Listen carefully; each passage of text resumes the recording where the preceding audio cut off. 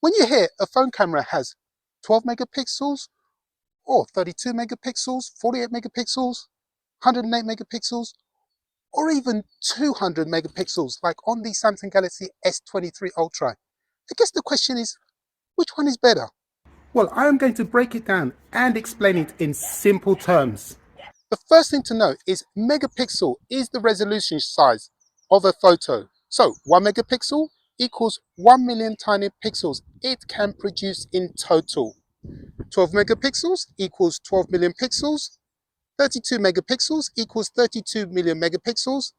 48 megapixels equals 48 million pixels, and so on and so on and so on. Also, the pixels are very tiny, red, green and blue dots, which make up a photo. There are factors that determine the pixels that go inside a camera sensor.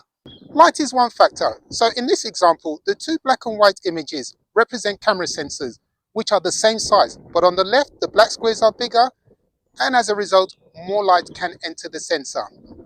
On the right, which again is the same size as on the left, but the black squares are smaller, meaning more squares can fit into the same shape with less light entering the camera sensor. Battery is another reason that determines the pixels that go into a phone camera. Basically, the more pixels you have, the more data to process for full resolution, which takes a hit on the battery. Another factor with megapixels is image quality. So the higher the megapixel, the better the image resolution, as the image tries to capture as much detail as possible, especially if you're planning to print the picture to display. The flip side to a high megapixel is that it eats up more storage space. And if you have limited internal storage on your device with no expandable storage, then you may need cloud storage, which is an additional expense. Also, have you noticed how sometimes it takes an eternity to send or transfer photos? Well, this is why. As explained earlier, a smaller pixel count lets less light into a camera sensor, giving a lesser picture quality.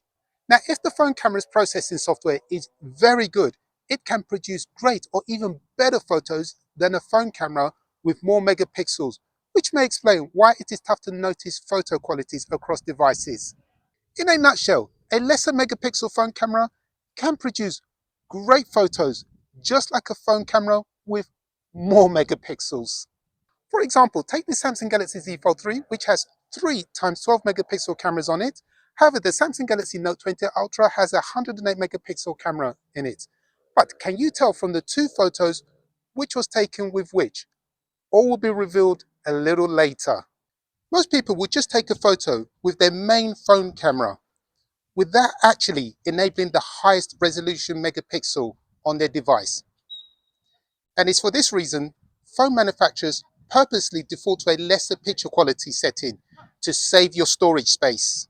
Take the Google Pixel 6a, which is a mid-range device, and it has a 12 megapixel main camera, unlike the 108 megapixel camera on the Samsung Galaxy Note 20 Ultra. Depending on your view, you could argue the Google Pixel 6a takes better photos than the Samsung Galaxy Note 20 Ultra, which technically has a better camera. But due to the really good tensor processor in the Google Pixel 6a, therefore it produces stunning photos. Of course, the decision for phone manufacturers is whether to fit more or less pixels into their phone cameras. So did you guess which phone cameras these photos were taken with? For the moment of truth, these are the results. Did you get it right?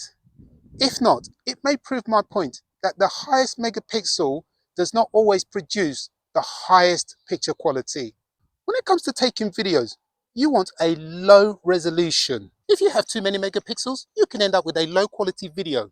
To answer the question at the top of this video as to which is the best, I would argue that neither is the best, and it is a matter of personal preference. I plan on talking about pixel binning in another video, but I hope for now this video has given you some insight into megapixels.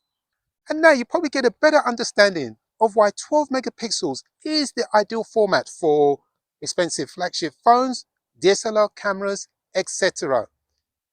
And it doesn't mean a loss in quality. Well, that pretty much wraps it up for this episode. My name is Shola. Thank you for watching, and I'll see you in another episode. Ciao.